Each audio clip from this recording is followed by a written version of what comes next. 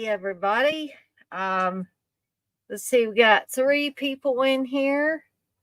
I hope some of you were in here early enough to see my little I was kind of proud of myself that I got that stream starting soon. I was gonna have an actual like countdown timer, but I thought what the heck, I'll put this stream starting soon about 30 seconds before I start live.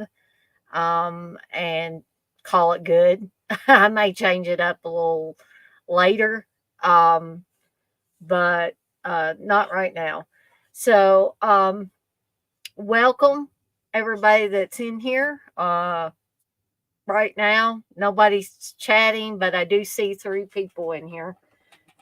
May actually be two because it may just count me in there. I'm not sure exactly how that works with StreamYard. So I can only assume it either means three people are in here watching or there are two people watching and me. So, um, but I want to welcome everybody to the first official episode of Seductive Poison The Resurgence. I took one of Dirk's topics. Well, I kind of modified it a little bit. I think he said top 5 final girls. I'm just going to talk about some of my favorite final girls. Now, I did look at a couple of lists um, because sometimes by the end of the day, my brain is kind of scrambled. So, I forget things. So I was looking at some lists as a little refresher. Some of these final girls, I was like, oh yeah, that would definitely be a final girl. But some of them they had on these lists, I'm like, they're not my favorite final girls. One even had that girl from uh, the 2013 Evil Dead, and I was like, oh gag. I don't even want to think about that. So I did not include this. So I may not include some of your guys and gals' favorites tonight. Hey, Unseen. Now we got 7 in here, so it's heating up a little bit. So I'm going to be talking about some of my final girls tonight. Now, later on down the road, there might be another one of these episodes, and I might talk about a few more final girls. But I was kind of trying to, as I usually do, put things together at the last second, and I was like, damn, what am I going to do this on? Hey, Darren.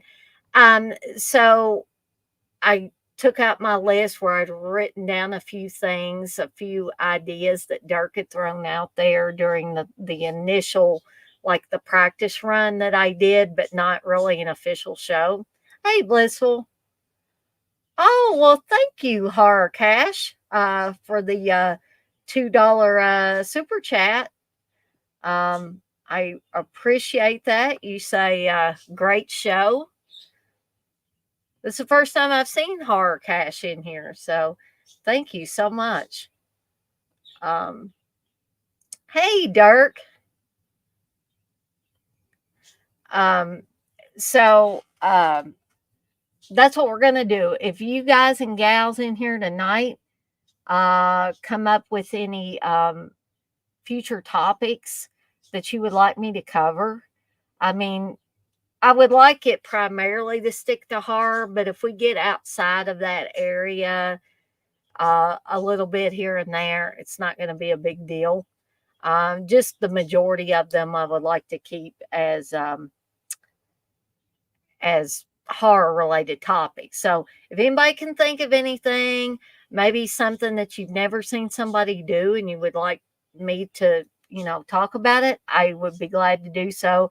Just feel free to put it in the chat, and I will be sure to write that down, because eventually I'm going to run out of the ones that Dirk gave me. So need to have more. And as I've said before with a lot of my streams, this is about you guys. I want to do things that are entertaining for you guys, especially when people are, giving me super chats and stuff like that. I definitely want to provide some good entertainment for you and something that you're going to um, enjoy and not get bored by. So, um, I'm not going to talk about the watch alongs during this, but I definitely will return with the watch alongs the next time I do just a regular Deadites on Deck.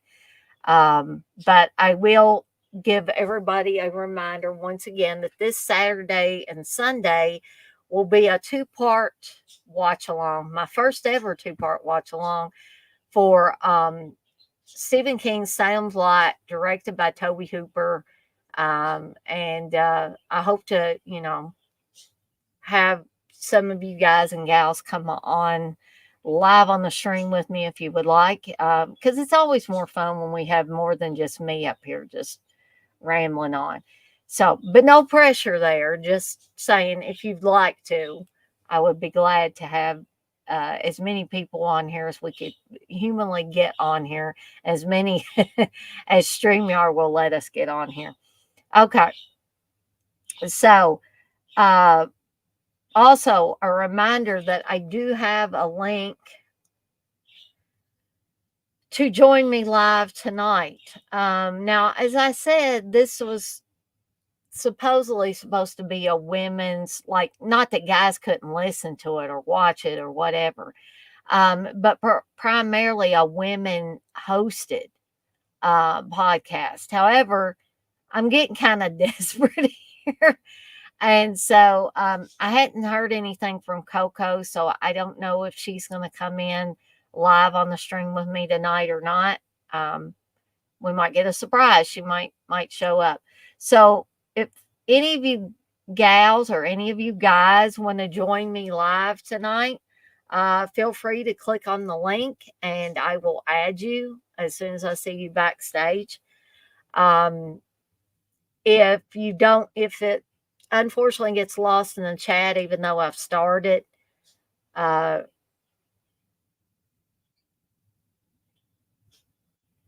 okay. I'm sorry, I got distracted by some of the things in the chat. So anyway, if it gets lost in the chat, I will be glad to re-add it. Just ask me, say, hey Dana, I'd like to come on. Could you re-add that link?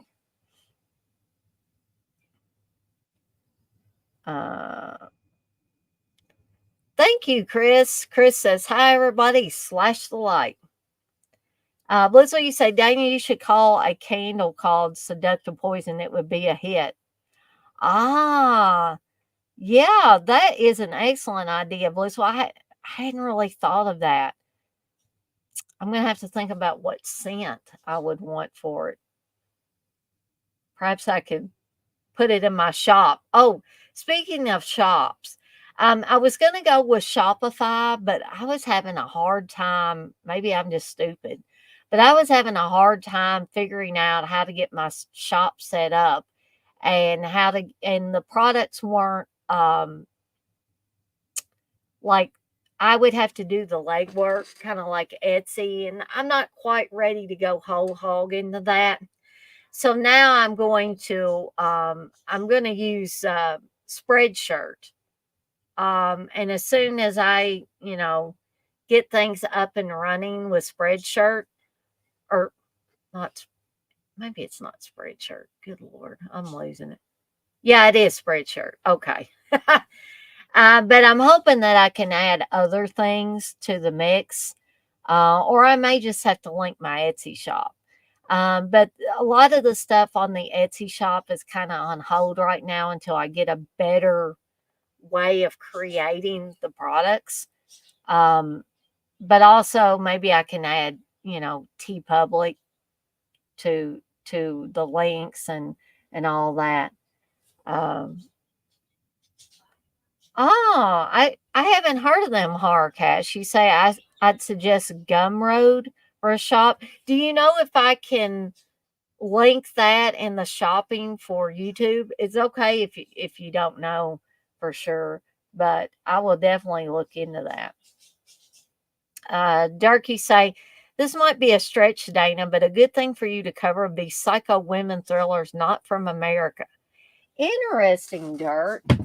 It really is.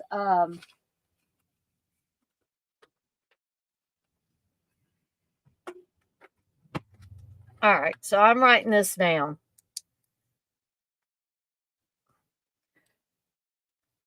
Psycho women. Let's see. Psycho women thrillers, not from America.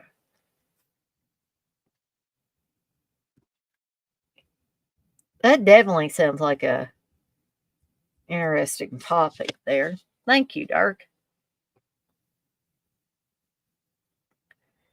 All right. Uh, and Chris says, "Thank you all so damn much for the subs and love. Love. I'm humbled." Um, well, yeah, Chris. I mean, you've got a nice channel. I subscribed recently and was looking around on it. Oh, that's okay, Coco. You say sorry that I have not given you a response today, and I really didn't think you wanted me to respond. I watched the show to get my mind off things, and I got a lot going on right now. I wouldn't make a good guess. Well, that's okay, Coco. I understand. I totally understand. But of course, I want to, hear either way from you. I mean, I totally get that you got things going on right now, but if things settle down for you, you just hit me up and just say, "Hey, Dana, if things have settled down for me, I want to come on now." Um, yeah, I need to get some kind of prizes to give out when people like give awesome ideas like that.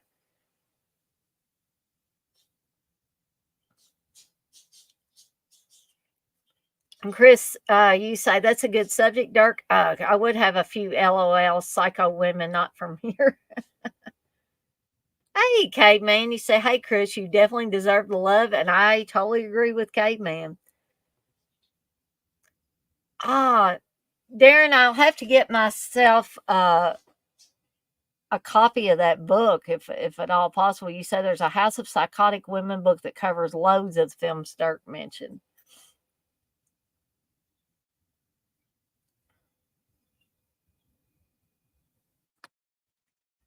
Oh, Dirk, you're not wearing out your welcome. I mean, I appreciate it. I like, especially if nobody else is giving suggestions for shows. Again, I want this to be something. I'm just the mouthpiece for this stuff, really. I'm nothing special, but what makes it special is y'all giving topics that you want to hear me talk about, um, that would interest you. So I really want everybody to be in on it, but you can't make somebody give you stuff. Uh, so okay, so again, if anybody wants to join at any point in time, feel free. If you need me to add the link in the chat again, I can do that. I know that Dead Pit is doing something later. Let me see if I can figure out when they're doing their.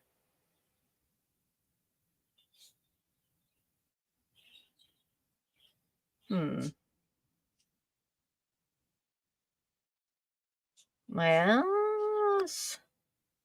trying to figure out because I thought they were doing something tonight. Am I just missing it? Maybe.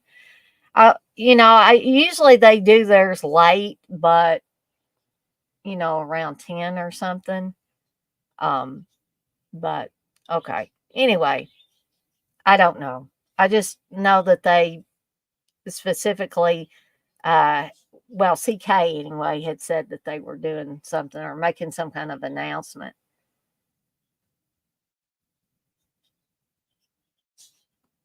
Yeah, I agree with Chris. He says, "Dirk, you never wear out your welcome. You got me into my new fave sub subgenre, Jallo." Yeah. Okay. Um, Coco, you said, "My dream is to dress up for the show like I'm an extra on prom night and dance during your show while discussing horror as well." Oh, I would love it, Coco. I would absolutely love that. Yes, they do, Blissful. Blissful says words of wisdom. Men use poison as well.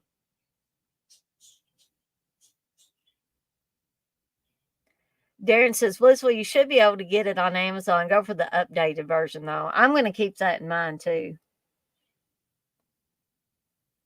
Well, Dirk, if nobody else is throwing out ideas, you're not overtaking anything.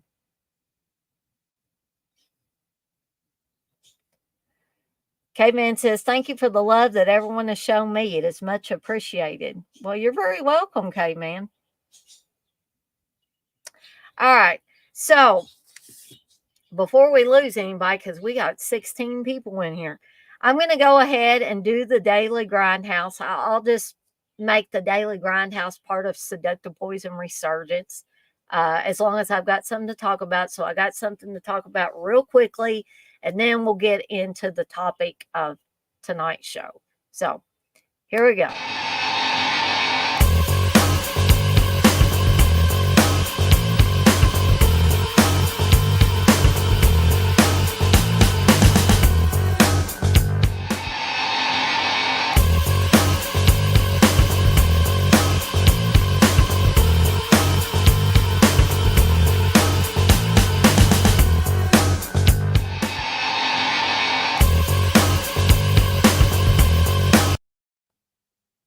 All right.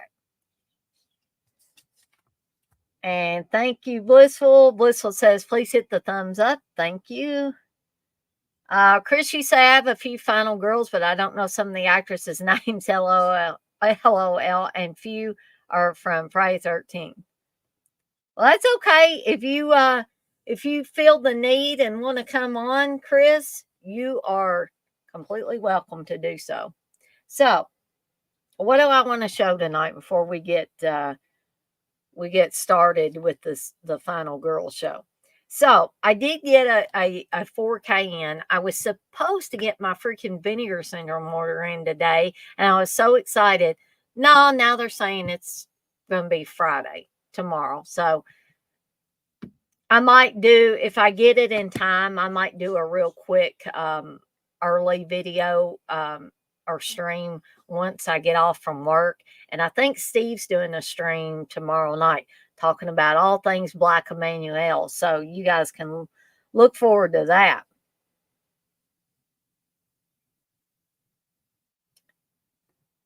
Chris, you say we got some good Kino titles coming in the future. Ooh, that's exciting.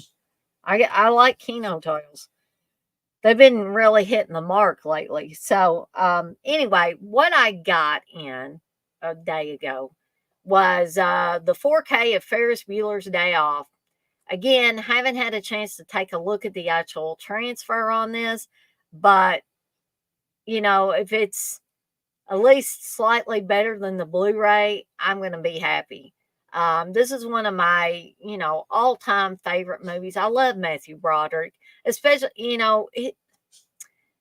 he was young, he was fresh, he was all of that at the time of Ferris Bueller's Day Off. He also was in, I believe he was in War Games, right, guys and gals? And I like War Games too, which I think there's a 4K of War Games out now, but I haven't picked that one up yet. But I don't think I need to go into details about what Ferris Bueller's Day Off is. I think pretty much anybody that's into these types of films that's in this chat right now would know what Ferris Bueller's Day Off is. Okay. And everybody, has at some point in time wanted to take a day off from school. And they're not sick or anything. It's just, as Ferris says in the movie, how come I'd be expected to go to school on a day like this? Okay. You got the perfect day, perfect weather, all of that. And, people are wanting him to go to school. Hell no, he ain't going to go to school. He's Ferris Bueller. That's right, Super Batman Nerd. Bueller. I got a funny story about that. I may have told this before, but I'll tell it real quick. I've got a Save Ferris shirt. And I forgot that was the shirt I even had on, and I went to a Halloween shop, here in Louisville. It was the first time me and Steve had been to this particular one. It wasn't Spirit Halloween or anything like that. It's a shop that's actually a costume and novelty shop, that's been in Louisville for years. But Steve and I had never been, so I don't think Steve had been by himself. So we went, and I heard some lady saying Bueller, Bueller. And I was like, and then I remembered, oh, I got my Ferris Bueller shirt on. And so I looked, and me and the lady just cracked up. So that's just some of those fun things that happen, when you find like-minded people, or people that have seen the same movies as you, and they appreciate whatever shirt you've got on or something. Um,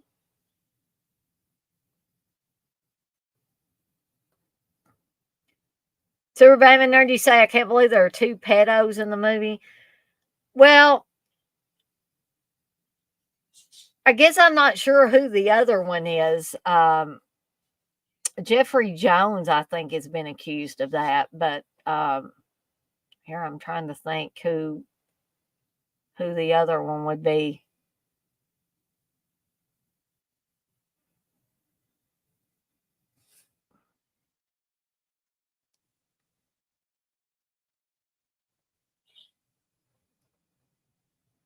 Let's see.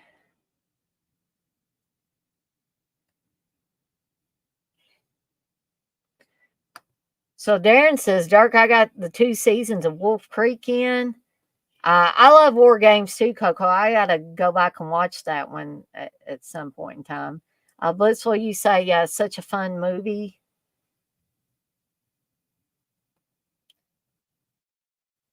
Dark says, I just busted that like button like a kid cheating in a pinata party. Yeah, Mia Sarah, what in the heck happened to her anyway?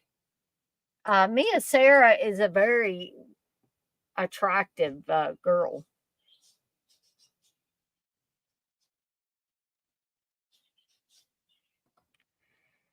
Coco said, just smashed it. I tend to forget.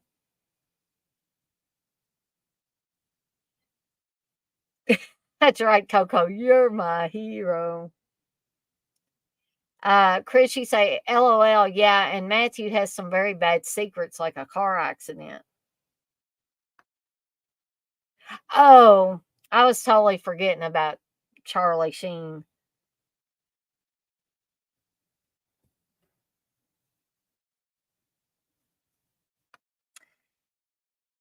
Yeah, I don't want to get in an argument with people like, and I'm not defending pedophiles. If somebody has been found to be 100% a pedophile, then okay, yeah, we'll we'll we'll say that. But and I like Corey Feldman.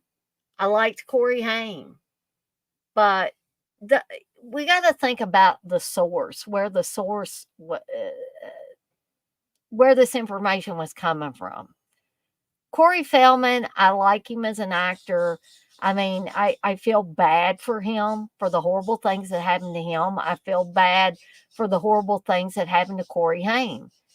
Um, and perhaps Charlie Sheen really did do those horrible things. I don't know. That's between, I guess, Charlie Sheen, God, and Corey Feldman and Corey Haim, God rest his soul. Um, so, but I think about the fact, and I'm not defending a pedophile. I don't want anybody to think that.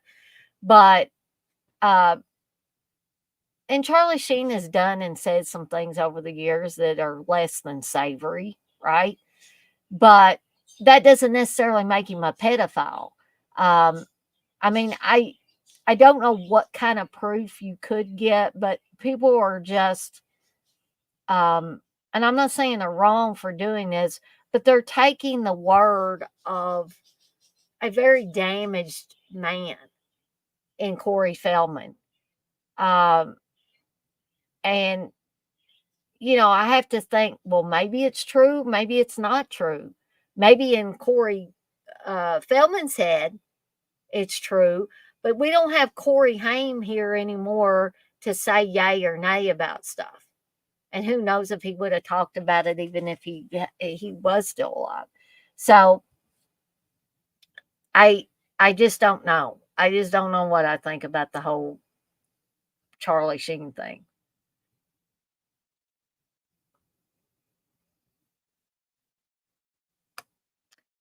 Mia Sarah just had her birthday. Cool.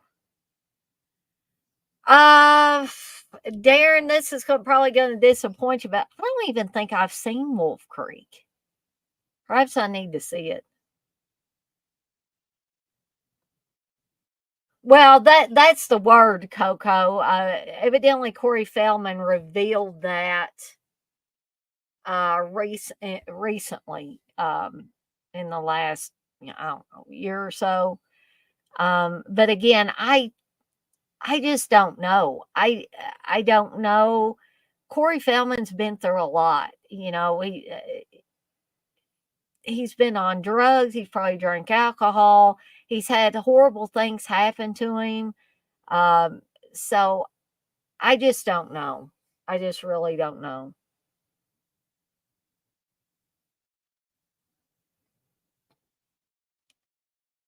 Yeah, yeah, Super Batman nerd. He did reveal that. But again, we don't have Corey Haim here to say yay or nay. I don't know if he would if he was alive. Um, and sometimes when people are messed up for long periods of time, they see things a certain way, they remember things a certain way, and maybe perhaps it wasn't that way, perhaps it was. I just am saying I don't know.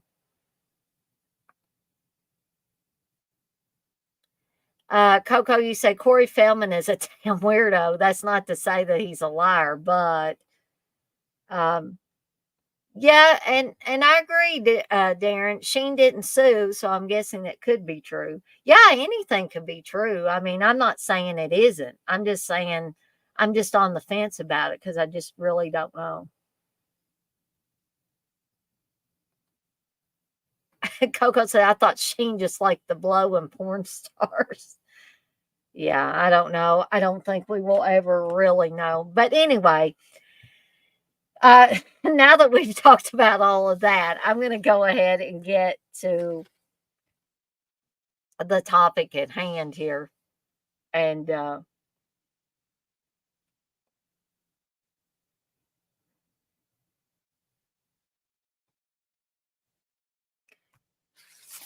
get to the subject at hand here. So these are in no particular order. Like I think I've got 11 movies here. Not It's not going from 11 to one being the top one. It's just how I pull them off my shelf. So um, we're going to start with the first one, which is Ellen Ripley, Sigourney Weaver's character in Alien. Now, I might be saying, well, Dana, Alien's not really a horror movie. It's maybe a sci-fi horror movie. But we're talking about final girls here. So there certainly could be final girls in other film genres other than horror. So I certainly think that sci-fi would fit the bill with this.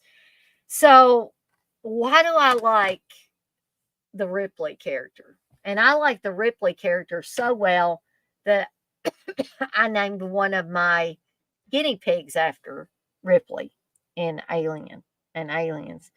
Um, okay, so she's tough, she's smart, she doesn't take any shit from guys. Um, yeah, there's a big three right there. Uh, and she knows how to take on the alien queen and win, and does this multiple times in the series of movies that she was in. Um, yeah, and also tonight it's not going to be so much talking about the movies. It's going to be me talking about why I like these final girls so much. So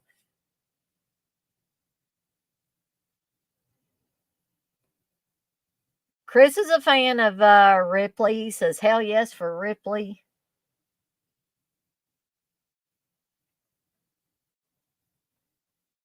And Chris says, and yes, it is horror. In space, no one can hear you scream. So, yeah, and, you know, she's sexy too. Maybe not the type of like hot, glamorous Hollywood sexy, but I think what makes her sexy in this movie is the way that she doesn't allow the men to put her down. She doesn't allow an alien queen to take her down. She's like the damn Energizer bunny. She just keeps going and going and going. No matter what you throw at her. And even when things have calmed down, but then the alien shows up again. I mean, she just seems like she's done this every day for about 10 or 15 years. That fighting aliens is a way of life. And this is the first damn movie, right? So she makes it seem easy. I wouldn't win against an alien. Not an alien like this. I'd probably get taken out by the damn face hugger thing that incubates eggs inside the human body. Yeah, Super Batman, no, get away from her, you bitch.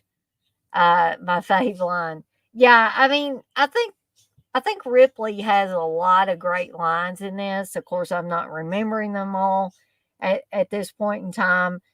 Um, but again, guys and gals, this is probably not going to be a super long show.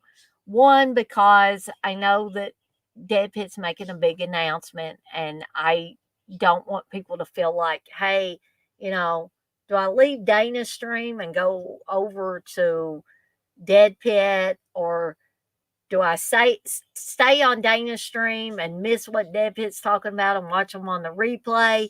You know, I know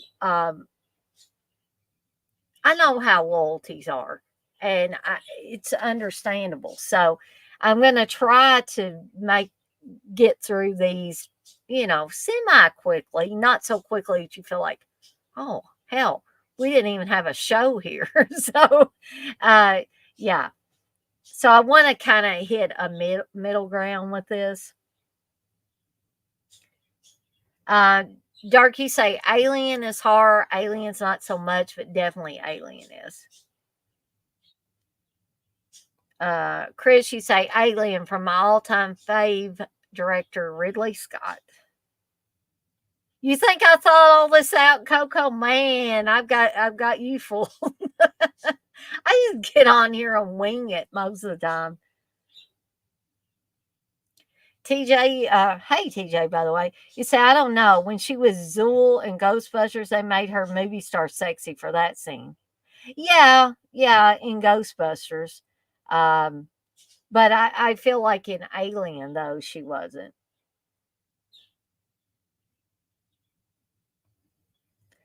Coco, you say, I'm loyal to you. I can always watch them a little late. Oh, don't tell them that now, Coco.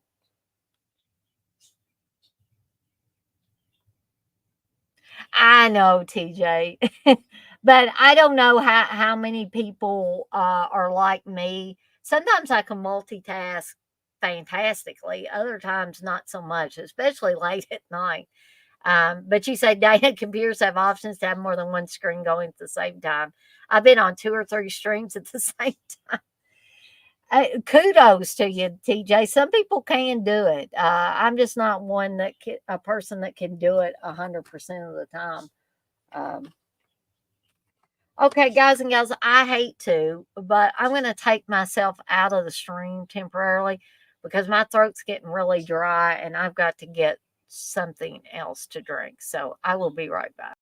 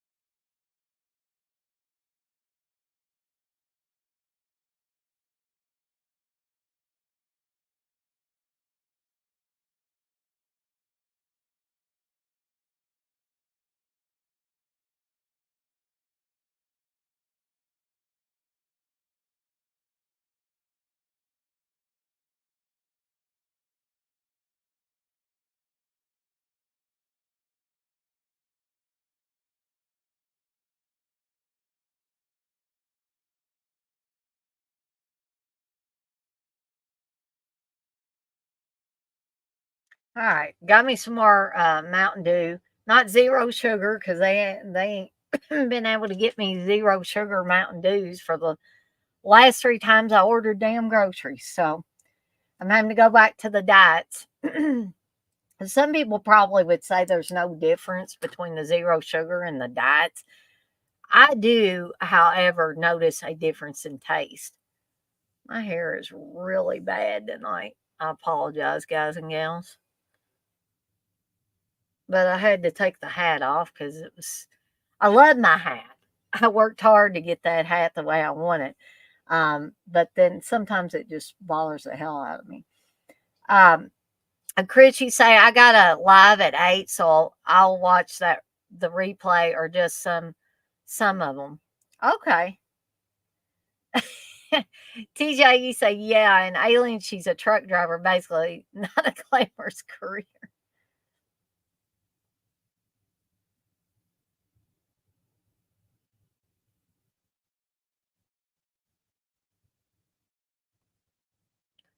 What's bullshit, Coco?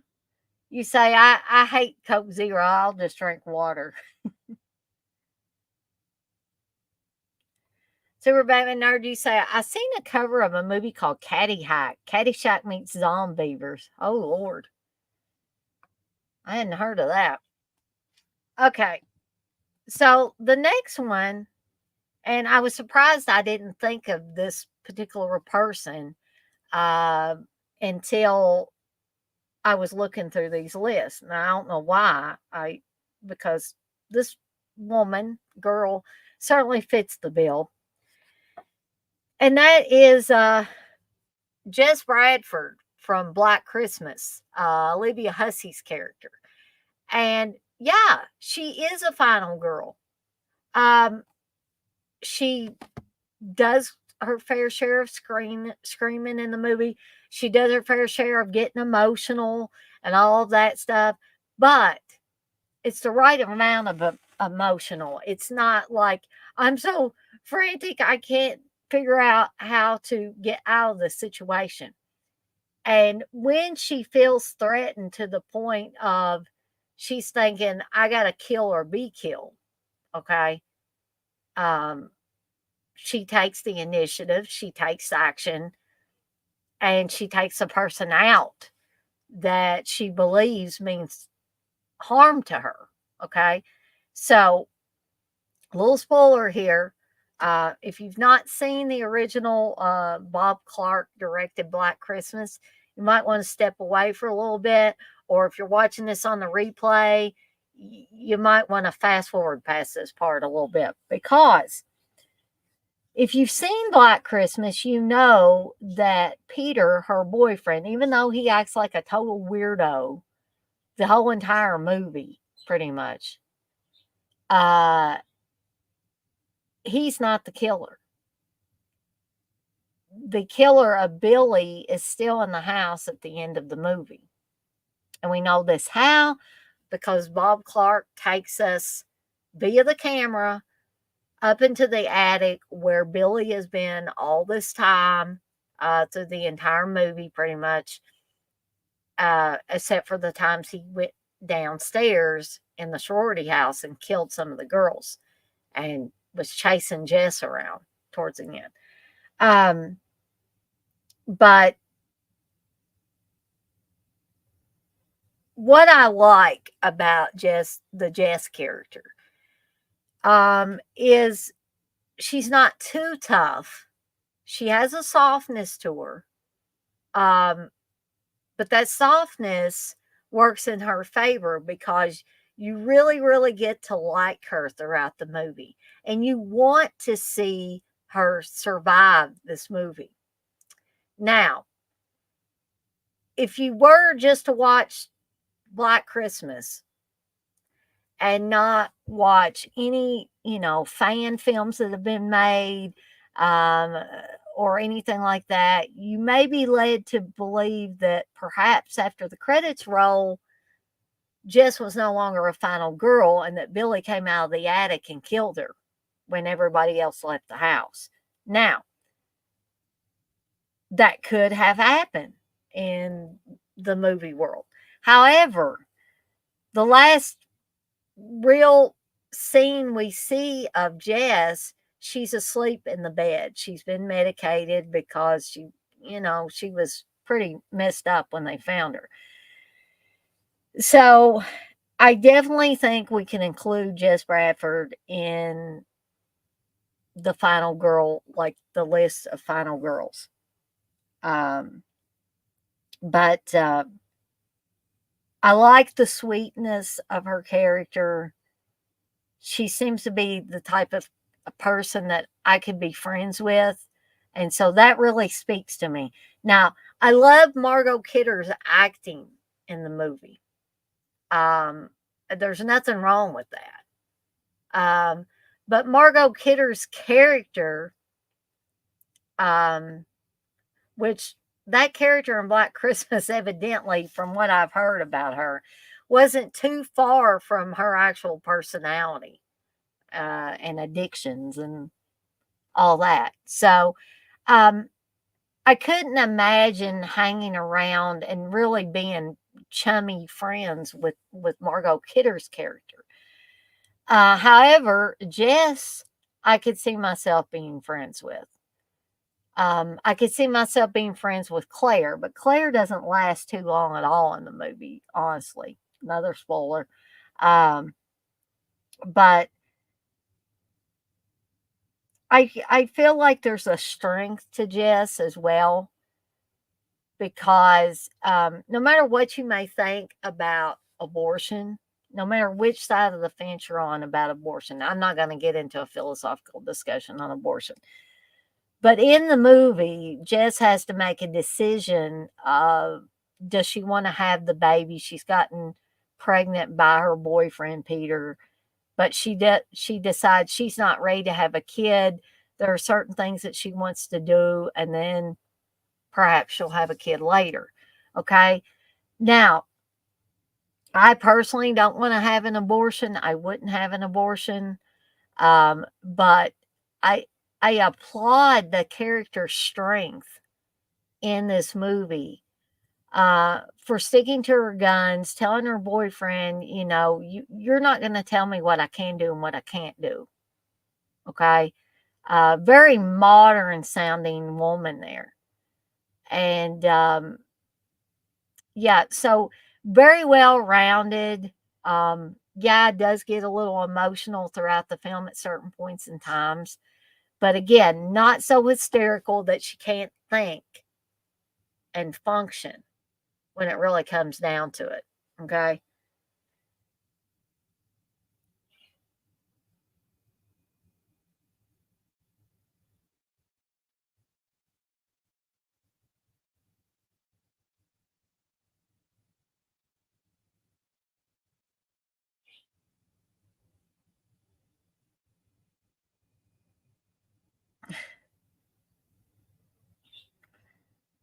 Let's see. I'm going back up here and Blissful says confidence and courage always a good look. Exactly. I do like cherry Coke Zero, Chris. I get it. Sometimes on Fridays I will get some from McAllister's. I'll get a lemonade because I love McAllister's lemonade here in Louisville. But I will also get Coke Zero. What they actually put like fruit puree in theirs. Um, I guess I haven't really had the cherry Coke Zero in a can or in a bottle. I've had it, made for me. They take Coke Zero and put some fruit puree in it, and I always pick cherry. Durkee said, I drink diet mixed berry Lipton green tea. My granny loved green tea.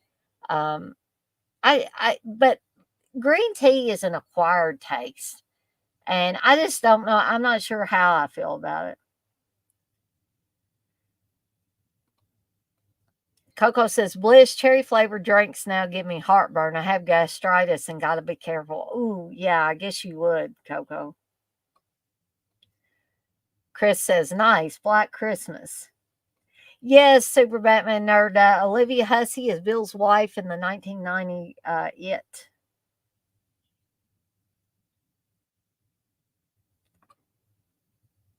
TJ says, also, if you haven't seen the Black Christmas original, you shouldn't be in this stream.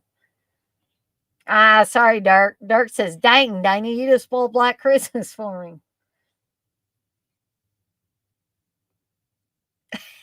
Whistle says what TJ said. Yes, I agree. That ending is haunting. Coco, you say, I still ain't seen the original Black Christmas. Got Dana muted. So I hope you've unmuted me now, Coco, because I'm getting ready to move on to the next movie.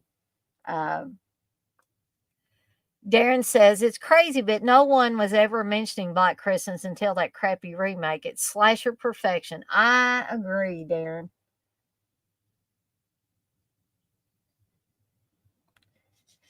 I can't go that far, but I do love me some Black Christmas. Dirk says, well, that's the one good thing about remakes, if nothing else, Darren, just like Hills Have Eyes. Super Batman Nerd, you say, yeah, the remake was gross, and the more recent remake was a total woke fest. Yep. Yeah, TJ, you say I'd be best buds with Barb.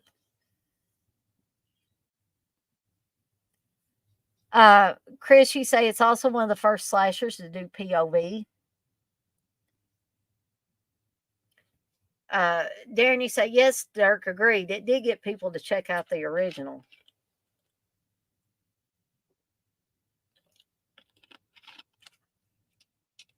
I don't know. I could be wrong, though, but I think that is working less now to get people to go back and watch the original. You hear too many, like mainly young people, saying, oh, yeah, did you see this movie? Yada, yada, and it's a movie that we've seen the original 15 or 20 or more years ago.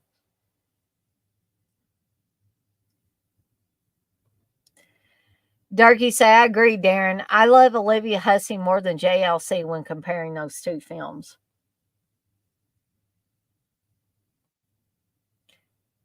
Coco, you say, I like the 2006 version. I like the color and atmosphere, and love me some Crystal Lowe.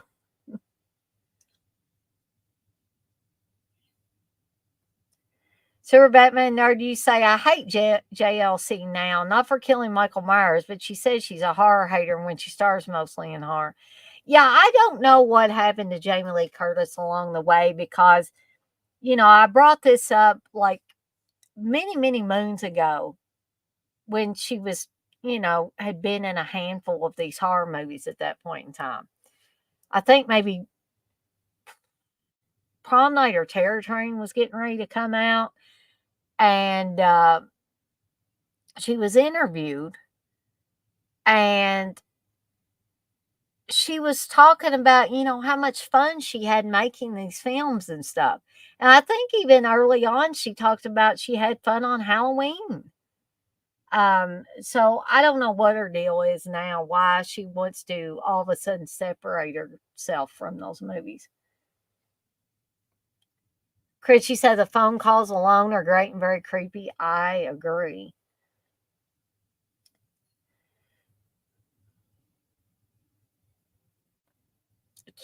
Cherry Mellow Yellow Zero sounds good. They actually have that, TJ. I hadn't seen any Mellow Yellow Zero around here. Somebody needs to get some. Yeah, sometimes I feel that way too, Coco. I don't think JLC knows what the hell she's saying. Darren, you say, I never forget that late night showing of Black Christmas on Christmas Eve. I was shocked by the uncensored phone calls. I bet. Coco says, I saw Mellow Yellow in the chats. Evil. Yes, you're now unmuted. Chris says, damn young people.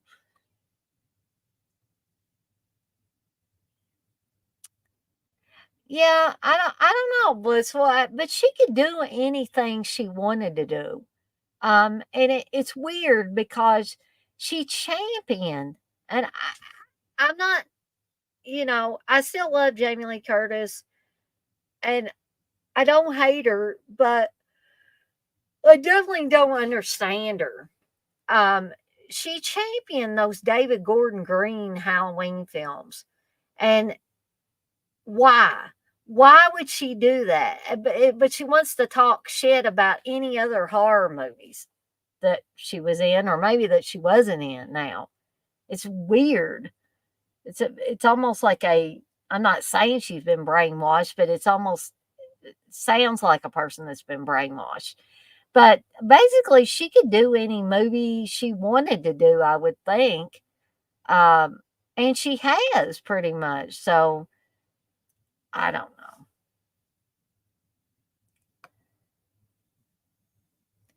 know. Dirk says JLC can never escape that horror made her successful. That's right, Dirk. Oh, they might actually have Mellow Yellow Zero at the Wendy's here. Um, Maybe that's the thing that they got. They don't have it where you can go to the store and buy it, but you can get it at the restaurants. Um, Chris, you say JLC is all high and mighty since she got her award. Coco says, "What in the hell? Mellow Yellow Zero exists?" That's what I was like when TJ said that.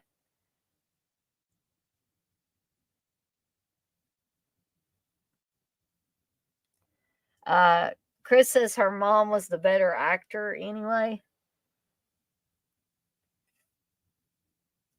TJ, you say, when did she talk crap about her horror movie? She even mentioned horror and the fans in her Oscar acceptance speech, I think.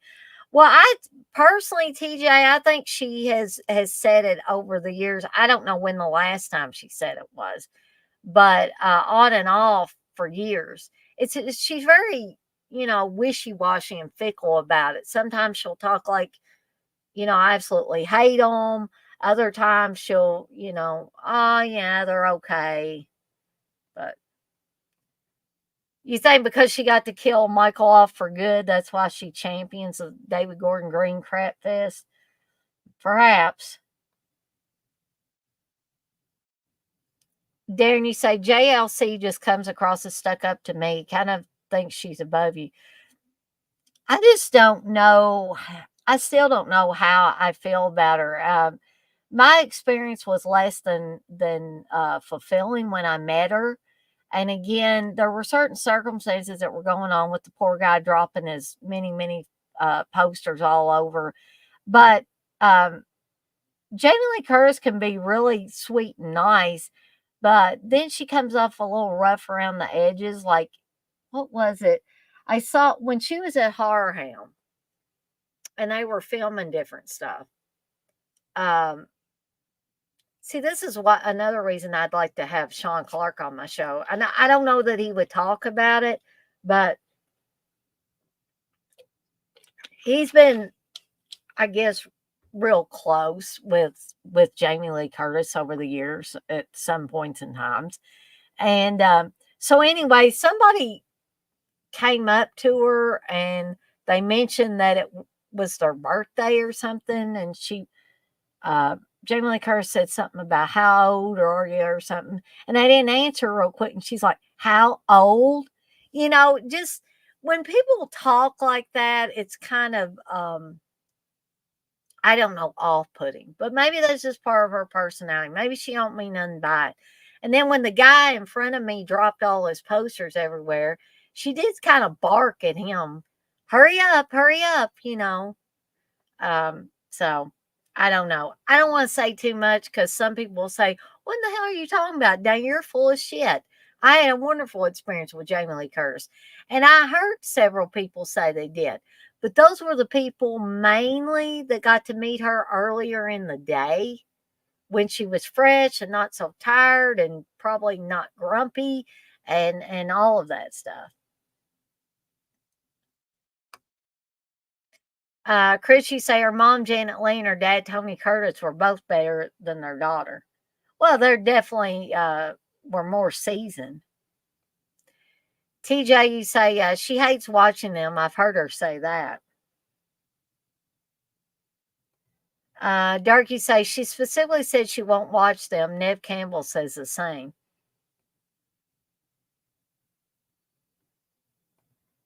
Chris, you say true actors are a different type of cat. Yep. Uh, I don't know what to think about that either, Darren. I heard that she dissed Danielle Harris and Scout Taylor Compton, but I used to like Danielle Harris until she got mixed up with Scout Taylor Compton and her stupid ass. And then they want to talk about farting in a jar and sex stuff, and like it's like, Danielle Harris, what happened to you, sweetie? Did you just wake up stupid one morning? And I hope Danielle Harris doesn't see this and get offended. I don't think she's going to, because who am I? Or I hope they don't take down my channel because they say I'm bullying, doing celebrity bullying or whatever it is. I think that happened to poor Rambo. He didn't get his channel taken down, but something happened with that a while back. But so I don't know. Danielle Harris and Scout Taylor Compton, I think basically they said they went up to her and tried to talk to her, and she acted like she didn't know who they were, and they felt that she dissed them, I guess.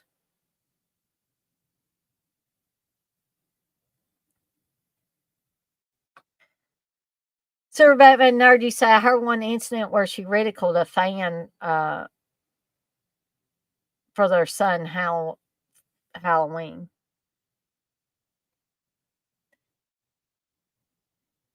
Coco said, I don't want to watch Nev Campbell. How about them apples? And Nev Campbell was on many of those final girl lists I looked at, and I didn't have her on it, or have her on my list, rather. Dargy said Jessica Lange, too, and she did American Horror Story for several seasons. And Chris says, we got one last scream, thank God. Oh, I see, Super Batman Nerd. You say, I heard one incident where she ridiculed one fan for showing their son Halloween.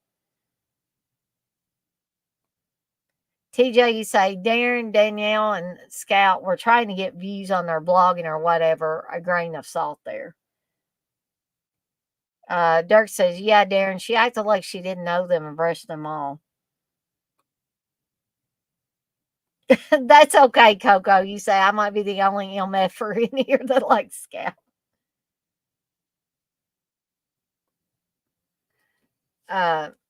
TJ, you say, a lot of people say Donald T is a nice guy, so I don't believe anything until I see or hear it from the source. Dirk's with you, Coco. He says he doesn't mind Scout. Chris, you say they do a pod for money anyway to keep them relevant. I know I personally don't have any interest in listening to them. Dirk says celebrity shit slinging extravaganza.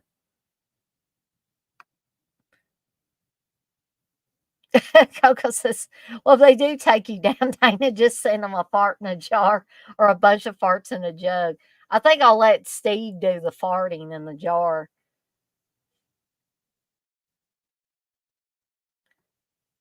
You serious, Darren? You say I like Scout too. She got pretty hot. I'm not sure about the emoji at the end. I thought maybe you might be kidding. Are you kidding me, TJ? You say Scout is okay at acting. To me, she ain't. I mean, we'll have to agree to disagree on that. I I think God, she's a terrible actress. Terrible actress in my book. Anything else I don't care about. I've only seen her in 2 movies.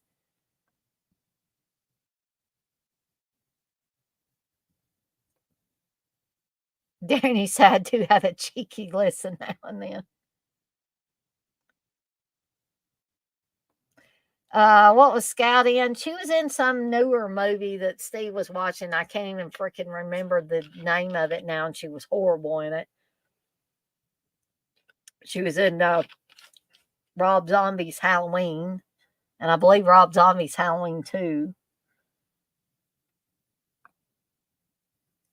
TJ, you say she did okay in her tiny part as Lita Ford. Oh, she was in that remake of April Fool's Day. Good Lord. There's another reason for me to never watch that damn remake. Super Batman Nerd, you say I only seen Scout in 2 Halloweens and the god awful remake of April Fool's Day. Ah, relief. Darren says she is a bad actor, bad as an actress. I agree.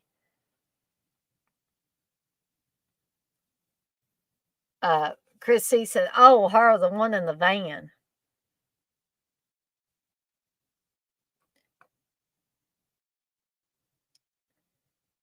So anyway, y'all keep chatting in there. We're having lots of good conversations. Now, I'm getting ready to talk about 3 different Friday the 13th. Okay. So this is not one final girl from the Friday the 13th movies that I hear a lot of people talking about. I'm not saying I haven't heard um, anybody talk about her, just not heard her talked about a lot when it comes to final girls and Friday the 13th films. And that's Adrienne King from Friday the 13th, the character of Alice. Okay. Again, why can't she be a great final girl? Because again, she's resourceful, she's strong.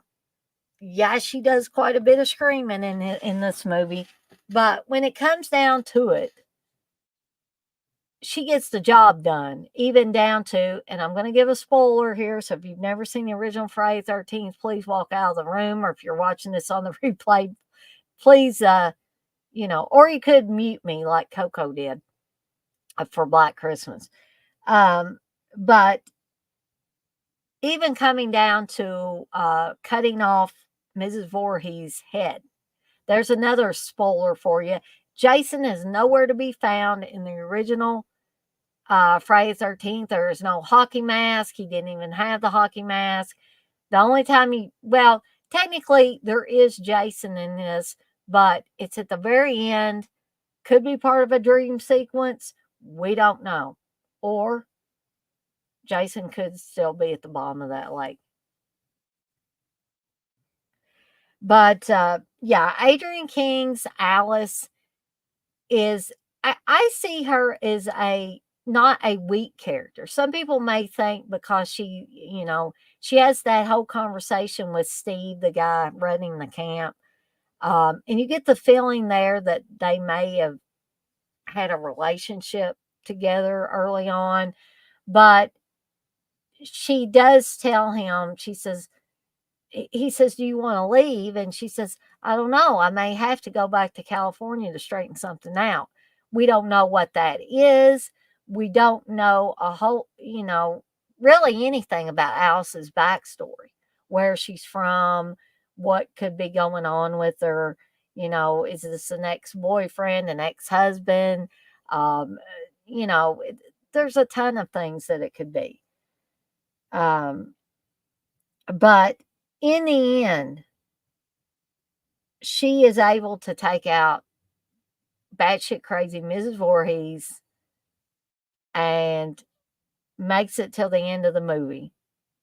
Albeit, we don't know what her mental state is going to be. I mean, she seems okay, but there's that final shot where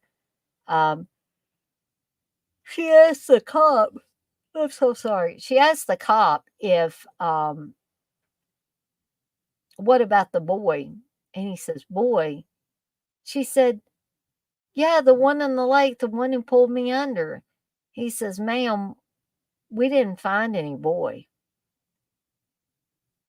And she starts to say something, and then she stops and she says, he's still there. Then he's still there. And it just kind of fades out and goes to the lake shot where, first time you're watching Friday the 13th, you fully expect Jason to jump up out of the water or something like that. Okay.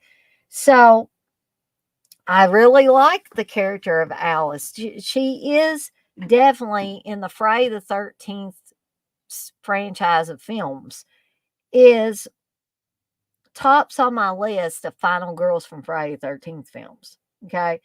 Um, she makes a few mistakes along the way. Uh, but so does Jenny, who I'm getting ready to talk about here with part two.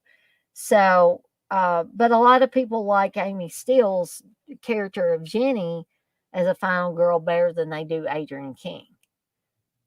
Um, and I don't really know why that is. I think she's a really, really strong final girl. Um, I can't say really one bad thing about her throughout this entire film. Um, Heck, she didn't even, the closest she comes to getting naked really is getting ready to take her shirt off in the middle of a game of strip Monopoly. Anybody ever played strip Monopoly, by the way? Um, I'll tell y'all a little secret. One time, me and Steve partook of that. We were just being silly. Um, but anyway, I won't go on and on about that because y'all don't need to hear about that. But anyways, um,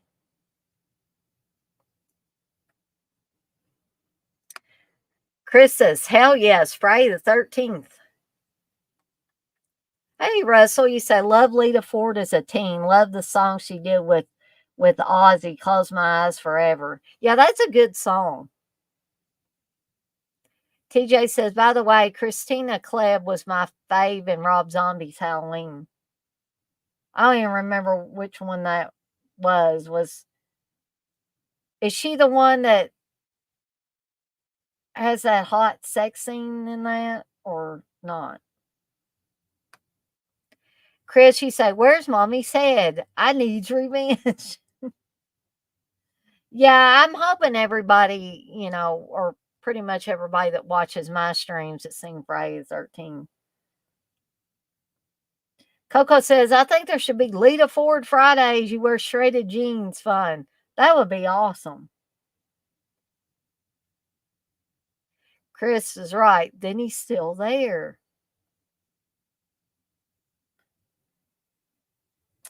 Darren, you say, those Rob Zombie Halloweens are masterpieces compared to the last three. Can't even believe that was possible. I just want to forget them all, including the Rob Zombie ones.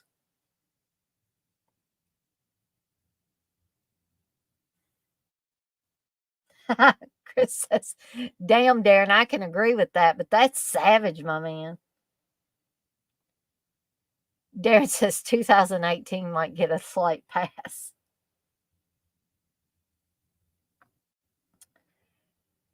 Dirk says Sally, Marilyn Burns, if I'm being honest, but I'm also partial to Amy Steele as Jenny.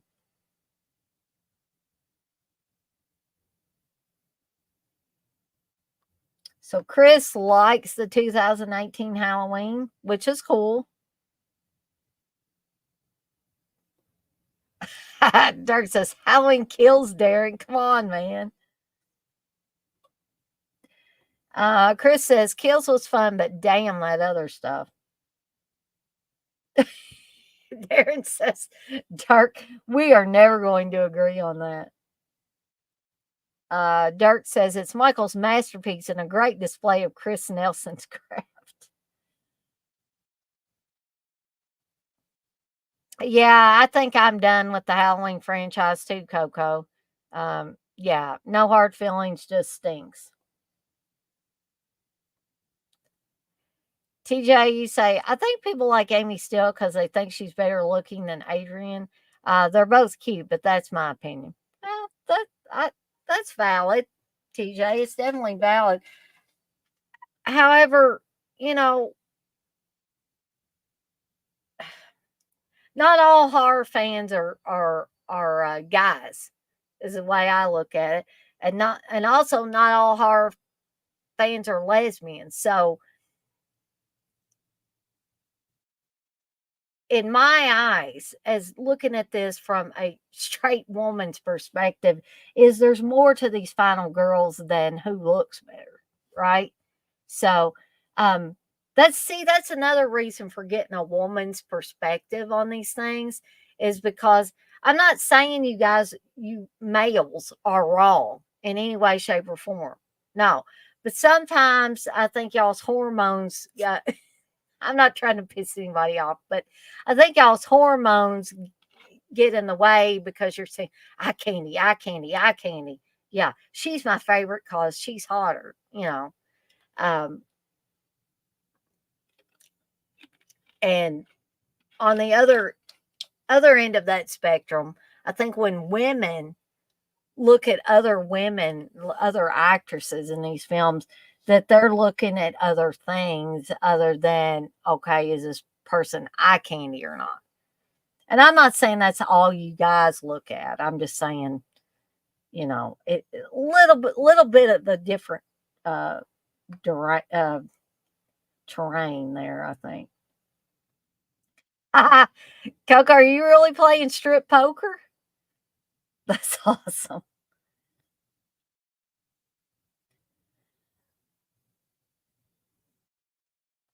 I did like that Runaways movie, but I think I paid more attention to the character of Joan Jett in that than I did Lita Ford's character.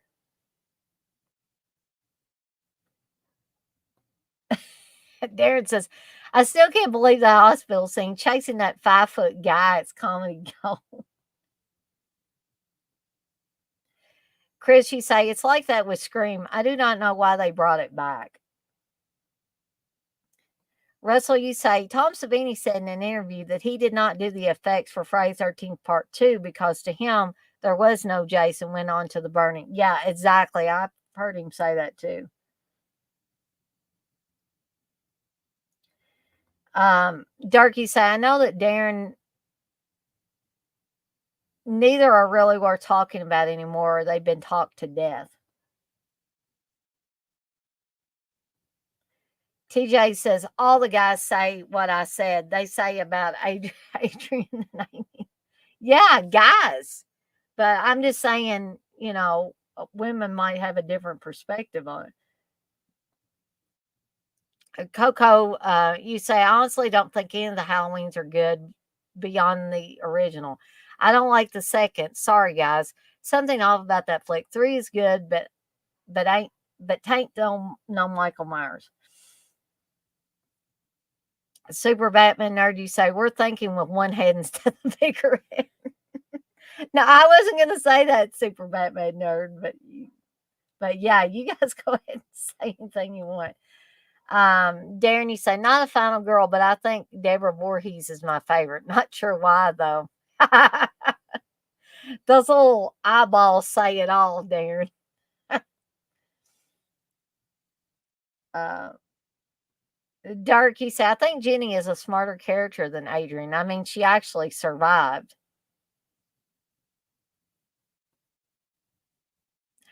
Well, yeah, but that was because they didn't put Jenny in any of the other movies.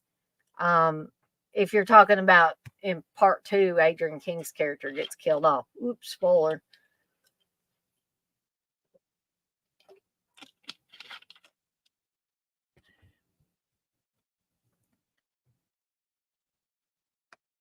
Russell, you say Halloween movies is not enough gore. Gotcha. TJ said the same thing I did. Yeah, but Dirk, if they never made part two, Alice would have never died in two. Ha ha. Coco says four can suck it. Five. Tina saved that damn movie. Six. I am glad to uh, say that or see somebody say that Tina was a good character because a lot of people slam her. Six, okay, it was okay. Seven, okay. H2O, go to hell, I say.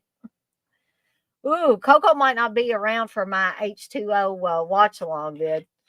She hates it that bad. All right. So moving, Chris likes Tina too. Great. I'm glad there's some love for poor Tina from Howling 5 in here. All right. So moving on, I am going to include Amy Steele's character of Jenny from Friday the 13th Part 2 because I do agree. She's attractive, but that's kind of beside the point of being a great final girl for me, anyway. But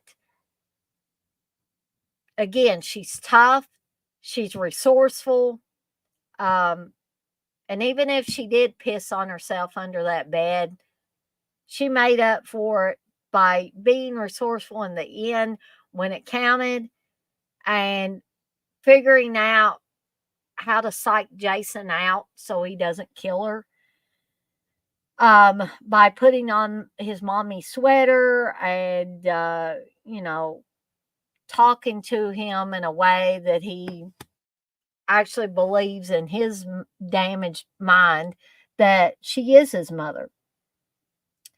And she is still alive at the end. So that definitely uh, constitutes final girl status to me. She was alive at the end of the movie. And Jenny did not show up in any more Friday the 13th, so they couldn't kill her off. Um, but you know, by strong I mean she uses the tools that were provided for her. Okay. Um, she didn't sit there in a corner and cry about how I have no resources to prevent Jason from killing me. She didn't just go running, screaming wildly through the woods with no intent. Uh, she actually found pretty decent places to hide. She was able to psych Jason out in the end. So yeah, kudos to Amy Steele. She pulled this one off very, very well. And yeah, again, you know, there's only a few things really that I can say about each one of these final girls. So I hope that you guys certainly are not feeling cheated by me going through these briefly.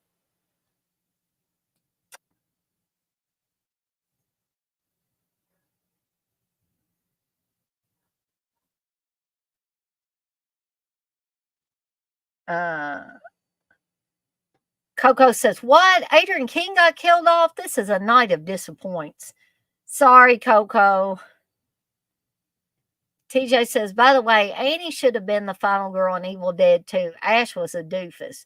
And you know, like one of those lists, I'm glad you brought this up, TJ, because one of those lists I was looking at, they keep they kept listing a bunch of guys um that were not like feminine acting or anything like that. There is going to be one guy in my final girl list, and you guys can probably figure out which one that is. But this guy refers to himself as a scream queen. So there you go. I don't think I'm overstepping any bounds, but yeah, they actually listed Ash as the final girl in Evil Dead 2, and I'm like, I love Bruce Campbell. I love the character of Ash, but I don't know what they're trying to say here. And uh they had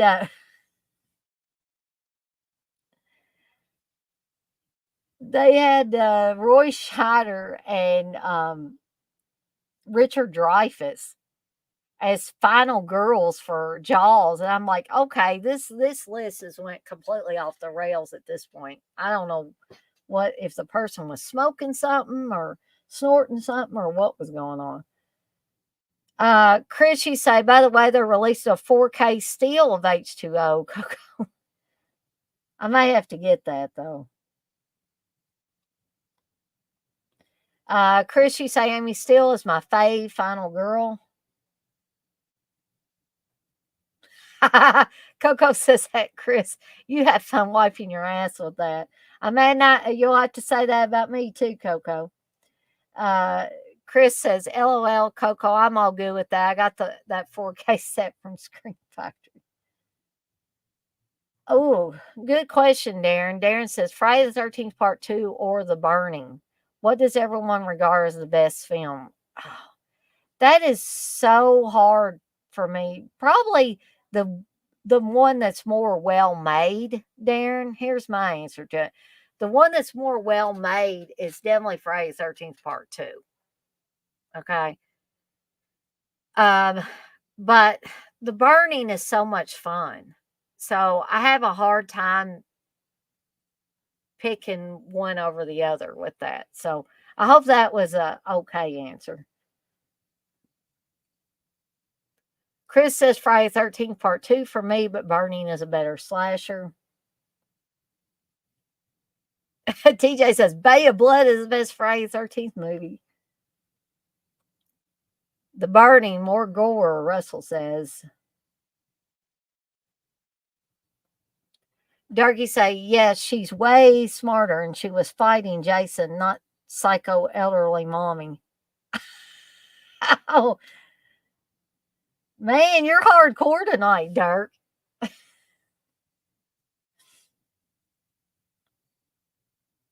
Yes, I am going to talk about Jesse from Nightmare 2 here in a little while. Blizzle says, Dirk, I'm 53. Don't make me hit you with my walker.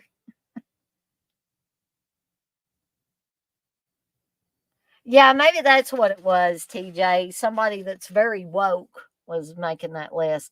Because TJ says, putting guys on a final girl list is too woke for me. Coco says, I've only seen The Burning once. Don't remember much about it. Dirk says, Friday 13th, Part 4, Darren.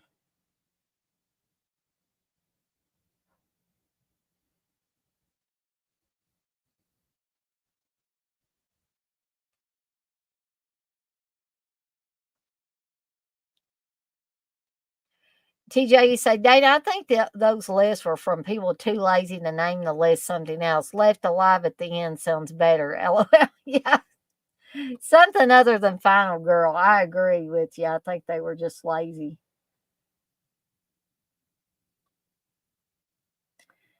Chris says The Burning is definitely more brutal of a slasher. Darren says The Burning for me, but it's tough. Holy cow. Ugh. Even seeing Justin Long's name makes me want to cringe. Okay. Anyway, so moving on. This will be the last Friday the 13th movie that I'm going to be talking about tonight. And this is Tina, Laura Park Lincoln's character from Friday the 13th, Part 7, The New Blood. Carrie versus Jason is what this one is called because the Tina character has telekinesis. And I just like that, some people might say, well, she had, some extra powers and stuff. That's no fun. She wasn't really resourceful. But hey, I thought it was interesting that they added something a little different to the mix, that this wasn't just a regular girl that was battling it out with Jason till the bitter end. She actually was able to, you know, throw Jason around, wrap chains around his neck, hoist him up with that chain, and cause his mask to crack off, and we get to see the awesome makeup job. I mean, yeah, I liked Tina Shepard, and I like Laura Park Lincoln in that role. I think she does an excellent job. Um, and some people might think it's a little hokey when she starts like this and her powers start to come into full effect, and she does her fair share of crying and stuff like that, but again, I don't think it's overkill. I don't feel like it's hokey. Some people might think the whole telekinesis angle in a Friday the 13th movie is hokey, but I just don't. And this is not just me speaking from past experience. I've seen this movie several times. I've seen it more recently, and it still to me holds up.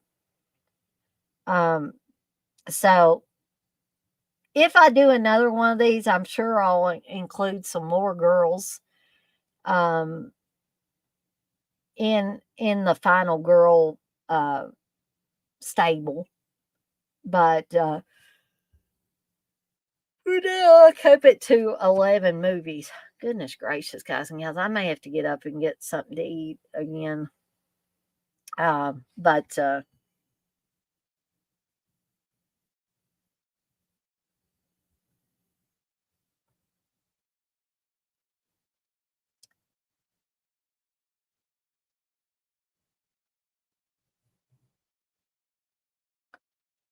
Coco says, Drag Me to Hell was a weird watch. I was having awful anxiety and it had me all shook up. Oh, yeah.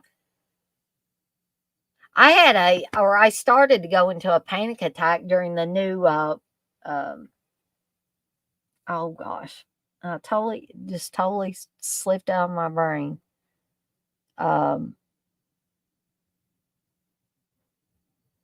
I can't believe I do that. Top Gun movie, Top Gun Maverick. Um, and I don't know why I had to take one of my pills, but I love the movie. I told Steve, this is a way to do a sequel, especially if you're going to do a sequel to a hit movie like years later.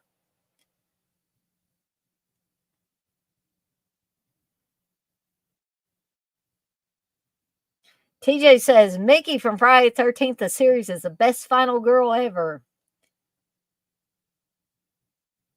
I like Mickey. Chris says, hell yes, part 7, The New Blood. That was one of mine too, Dana. Darren says, Tina is a very underrated final girl. Great choice. Love part 7. Me too. Coco likes part 7 as well. Chris, she said, love Tina and my fave Jason. He is a monster in that.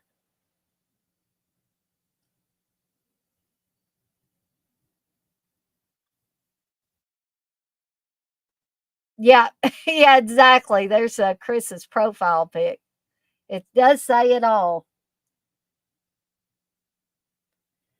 Yeah, TJ's right. Yeah, Russell, once you live long enough, horror movies ain't as scary as life.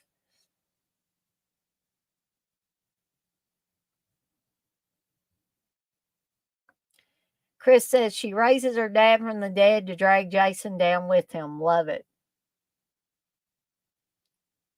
Darren, you say, I've noticed a lot of people shit on part 7 a lot now. I have too, Darren.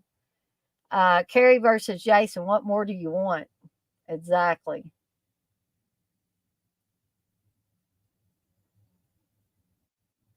And Chris says, and it spawned the best fan made part 7 sequel ever to me, Roseblood. I don't think I ever actually got to watch that Roseblood. And Darren says he needs to see Roseblood too. I think my little Zoe is snoring over here. Dirk says her resurrecting her dad was really the only problem I had with it. I remember the first time seeing that thinking, what the fuck? Chris, you say they have the actress who played her, Darren, in it, and the shady doctor as well.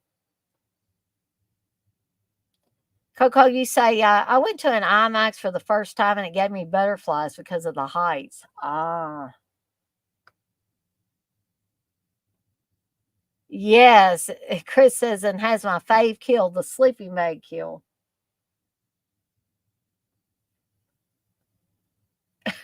Russell says, Chris, her father looks like he just went in the water for being underwater for years. TJ said people, meaning dudes, seem to love that blonde biatch in Friday 7. She's not even that hot, lol. Oh, the Melissa character, yeah. Chris says, that's true, Russ. Was just so cool seeing it. Okay. So, moving right along, you guys knew I was going to include this one. And even though we kind of trash talked Jamie Lee Curtis a little earlier, by golly, I gotta include Halloween in here. Gotta include the Laurie character played by none other than Jamie Lee Curtis in the 1978, in my opinion, classic Halloween, directed by John Carpenter. Okay, A lot of people I've heard say that Jamie Lee Curtis is not a good actress in this movie, that the movie itself is good, but she's a weak link. I honestly don't agree with that. Um, because, yeah, at the end, and here's another spoiler, Donald Pleasance ends up shooting him and he falls out the window. But Donald Pleasance, Dr. Loomis, does not kill him. So that doesn't even count. That's beside the point. Okay. See, nobody can kill him because he's the damn boogeyman. Okay. So, but Jamie Lee Curtis fights really hard on this movie. Does she make mistakes? Does she keep throwing the weapon down when she should be holding on to it? Yes, she does. But that's not a weakness on Jamie Lee Curtis's part. It's not a weakness on the character of Lori. That's a weakness that's part of the fabric of horror films at that time. That the people always did stupid shit like that. They stab him, throw the knife away. She stabs him with a knitting needle, throws the knitting needle away. So, if Lori is stupid for doing that, then all of these final girls I've talked about tonight are stupid. Because a lot of them did the exact same things. So, I think that Jamie Lee Curtis she was probably a little green at this point in time, but I can't, take off points because of that. Everybody had to start somewhere, right? Um, I think she's great as the supposedly virginal Laurie Strode in this. Um, and even if John Carpenter wasn't trying to go that route by saying, hey, if you don't have sex and stuff like that, because keep in mind, Lori does cuss. She says shit, and she does smoke a joint. So that blows that theory out of the water.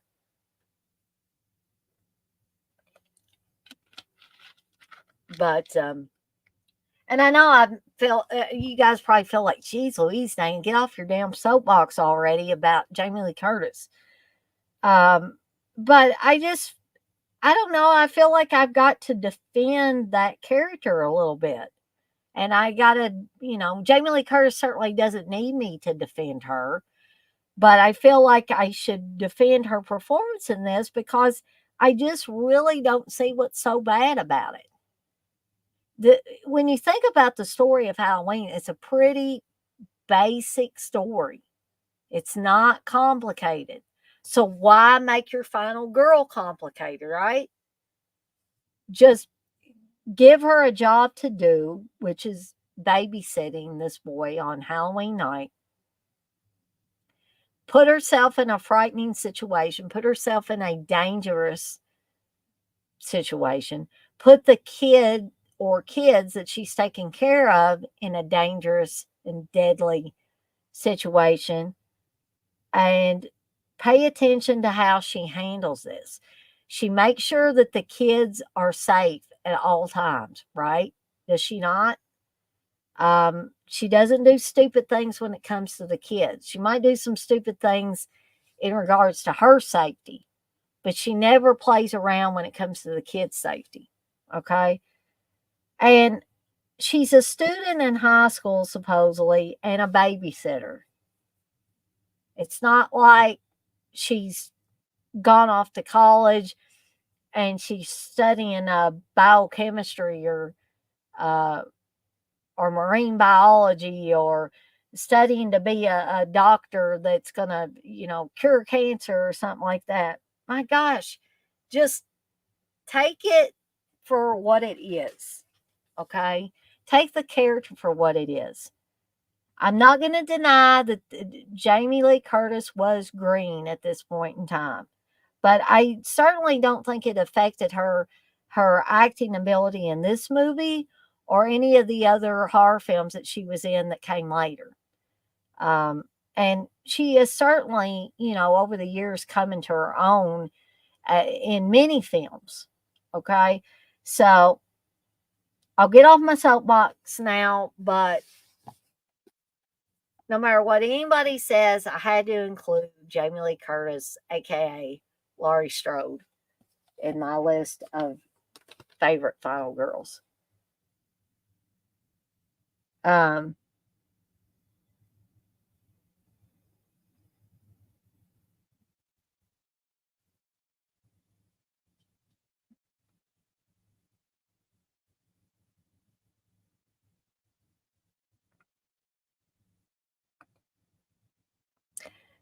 Chris, you say I like JLC better than Halloween 2.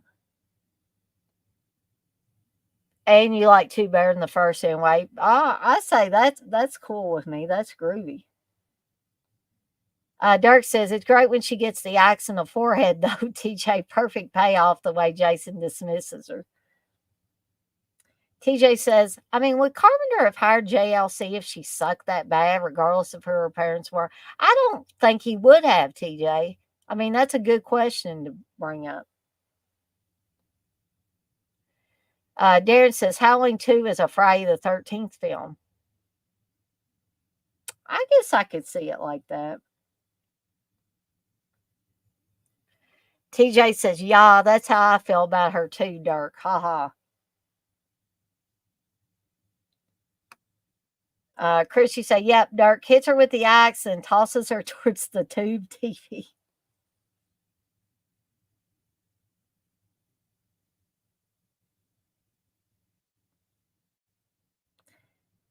Exactly, TJ. She threw the knife away because plot. Enough said. LOL. Yeah, because John Carpenter told her to. Darky says she's fine, but I think PJ Souls was better. Which roles have been reversed? Now that would have been interesting because I really like PJ Souls. I met PJ Souls a few years back, and she was really sweet and nice. Steve and I got a picture with her as well.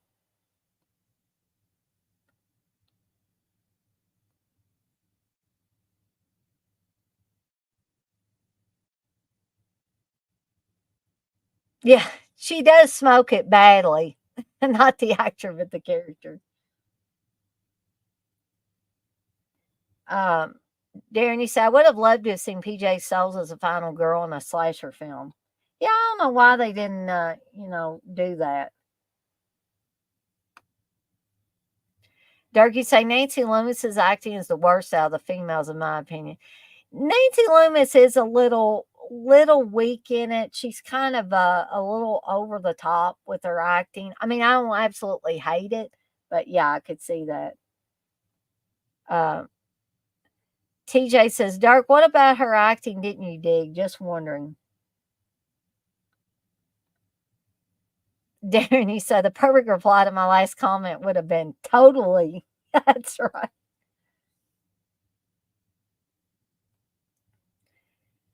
Dirk says, just her line delivery. I didn't buy it, and she's super annoying when she's calling out to Lindsay.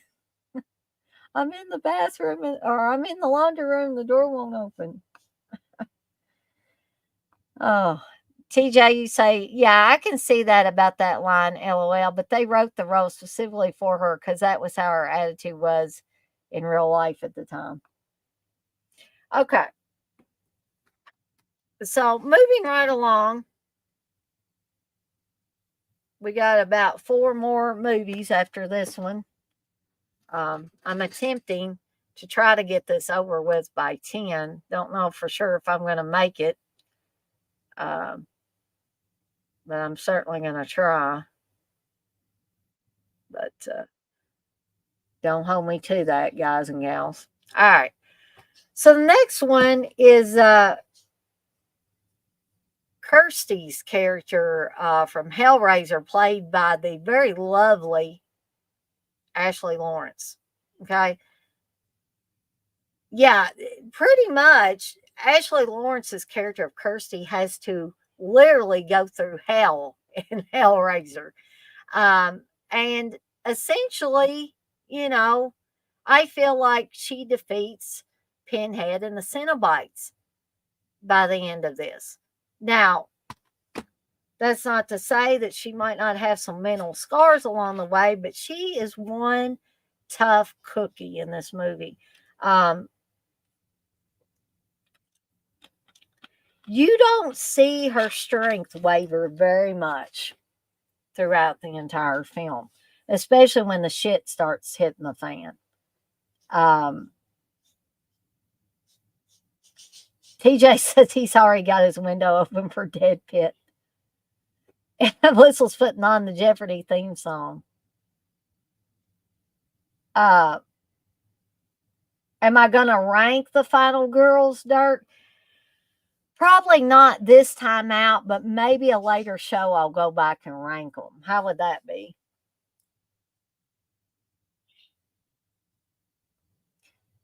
Chris, you say Kirsty is great. That's a nice Blu-ray of Hellraiser. Oh yeah, this is part of the Anchor Bay collection. I guess my next step would be moving up to 4K, but yeah, I've had this one for a while.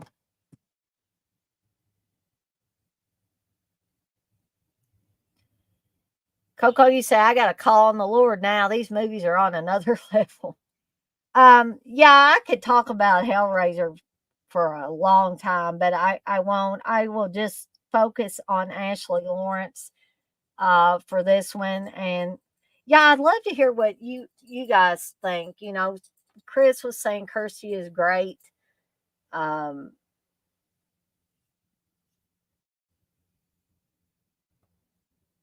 all right. Dirk says, cool deal, Dana.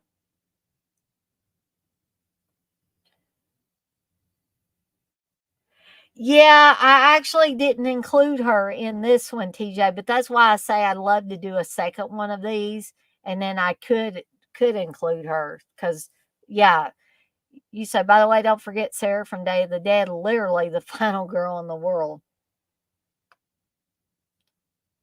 Yeah, that's just my luck, Super Batman Nerd, that the 4K would be sold out. Maybe somebody else will get the rights later on and put it out.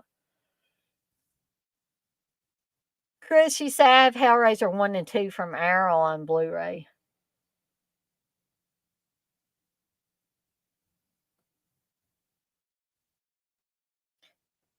Chris, you say I pre ordered that 4K set. Cool. Dirk says, yeah, I passed on the Hellraiser 4K set. Okay. Uh, yeah, I feel like I'm repeating myself with a lot of these final girls. However, I mean, Kirsty's tough. She's sexy. Um, she knows how to stick it to Pinhead and the Cenobites when it comes down to it. She doesn't give up. So, I mean, those qualities alone make any of these final girls somebody that you could depend on it when the shit hits the fan. And so Ashley Lawrence, the character of Kirsty, yeah, I definitely gotta include her. TJ, that's probably a smart thing to do. You say at this point I only get a 4K if I don't own a Blu-ray of a movie I like. Okay, so moving along right along, it will be um Heather Langenkamp's character of Nancy from A Nightmare on Elm Street. Why? Because once again, Nancy is tough as nails when it comes down to it. She has a few emotional scenes, but let's think about even the scenes where she's not dealing with Freddie's ass. Um, when she has to go up against her mother, who's an obvious alcoholic and is not making really smart choices for her or her daughter. Okay. Um, and what after Tina's murder, after the gruesome murder, and Nancy's really having a tough time dealing with it. Um, her mother uh, says it's just a nightmare, and she says that's enough. and then she leaves. So just, I mean, a lot of the credit would have to go to Wes Craven for the incredible dialogue. Um, However, it also depends on how somebody is able to pull it off. And I think Heather Langenkamp pulls it off very, very well. She's stronger than even the male characters in this film. Think about it, because Johnny Depp's character of Glenn, spoilers here, he gets killed off, gets sucked into his bed, and a bunch of blood comes out, right? Rod Lane, her best friend Tina's boyfriend, or on again, off again boyfriend, he succumbs to Freddie, right? Tina succumbs early on. But Nancy keeps going at it. I mean, she sees her boyfriend murdered across the street, basically, and she has her freak out, and then she's ready to go after the bastard again, right? So she's ready to go after Freddie again with everything she's got. She gets books on how to make booby traps, and she booby traps the whole damn house. So I say kudos to Nancy, to Heather Langenkamp for pulling this character off the way she did. So yeah, what can I say? I think, and some people might say, yeah, but there's not really final girls, because they would want to talk about the last scene where it seems that everything was a nightmare. Uh, Glenn comes pulling up in the car to take everybody to school. Tina's alive, Rod's alive, Glenn's alive, uh, Nancy's mother's alive. Um, and then she gets in the car and the windows get rolled up. The cover comes over the car. It's striped like Freddie's sweater. But how are we to know that that's not another dream sequence, right? So I would definitely still include Heather Langenkamp's character as a final girl.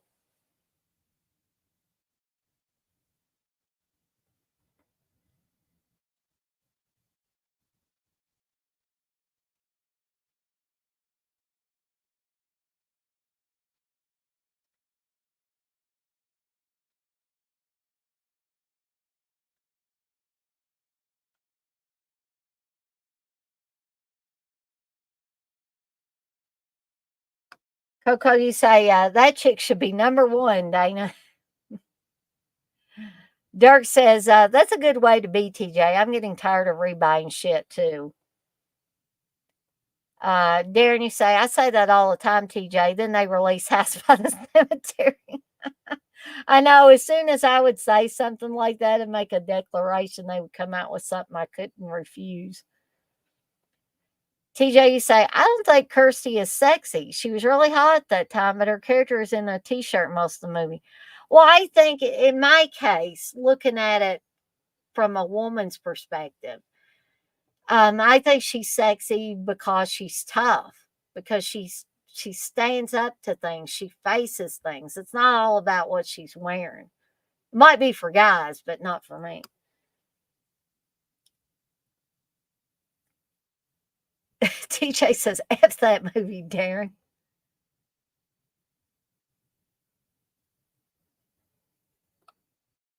Coco says, what's wrong with the t-shirt?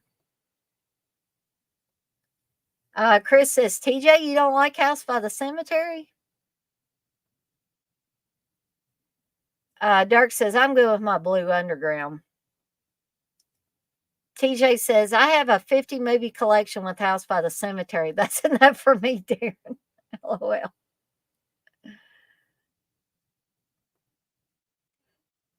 TJ says, Chris, it's an okay movie. I've just fall asleep every time I've seen it. Chris, you say, yeah, I have the lenticular one from Blue Underground. I'm good. Darren says it's a top 25 film for me. Chris says, so it's a slow burn. Got you, TJ.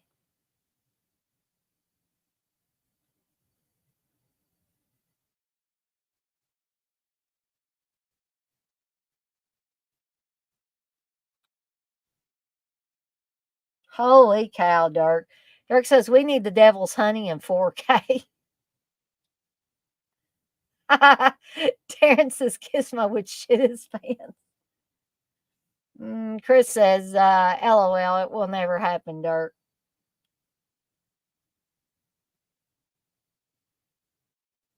I didn't include any. I don't even like your next. Sorry, guys and gals. So I wouldn't include Aaron in there.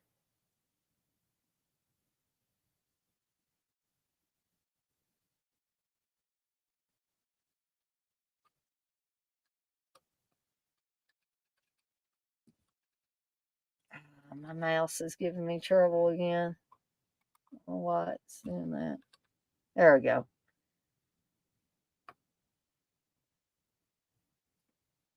Coco, you said, sorry, guys. I'm functioning at a 7th grade level. I've had like 2 hours of sleep this week. You see, there's this man in my dreams, and he wears an old hat and a sweater burnt. I thought you were being serious, Coco, about Hey, Uncle Bill. Uncle Bill says, Dirk ain't lying. Chris says, here we go talking about Fulci again.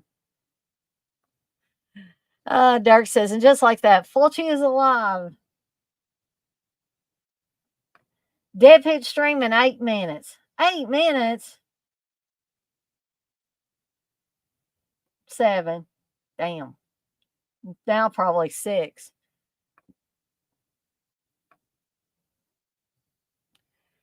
Chris says, I'll be watching the Dead Pit on my 4K TV, so I'm good. So if Dead Pit's doing a freaking stream, what in the hell's Uncle Bill doing in here? Not that I, don't want him to come in here. It's just.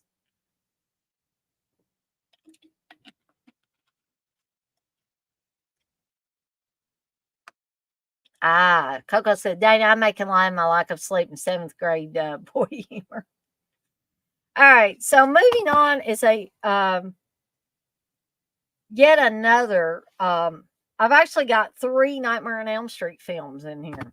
Okay, so yes, I told you guys and gals I was going to include a Nightmare on Elm Street 2 in this, not 3, but 2. And I'm going to talk about Mark Patton's character of Jesse Walsh in Nightmare on Elm Street 2.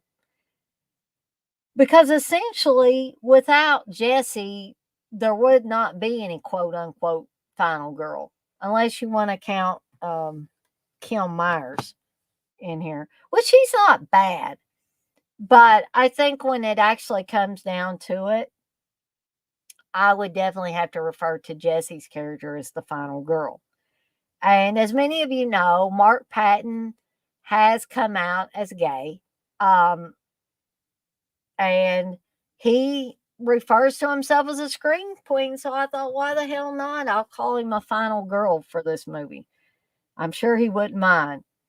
And why do I consider him final girl material? Well, mainly because of, even though he has a few freakouts in the movie, he has that awesomely great, in my opinion, dance scene in his room, which honestly for me could almost rival Crispin Glover herky jerky dance scene in Friday 13th Part 4.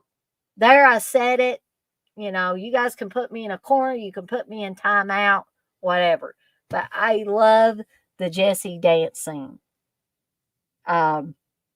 So, but in the end, after everything he goes through with Freddie repeatedly taking over his mind and his body, who wins out essentially in the end? Jesse wins out.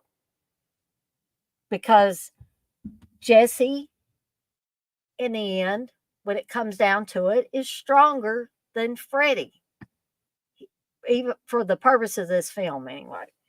Okay. Uh, and some people, I guess, were maybe turned off by the fact that Freddie was actually possessing another person in this. But I just thought it added to the movie. Part two is definitely one of my favorite Nightmare on Elm Street sequels as well. Um, so, uh, yeah, I got to include Jessie as a final girl.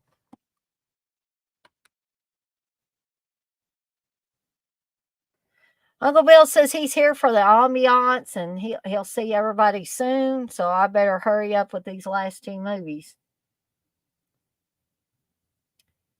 Darren, you say another hot take, but I think Nightmare 2 is the best in the series. That's interesting, Darren. I like that though. Coco says, what? He's gay? What a night.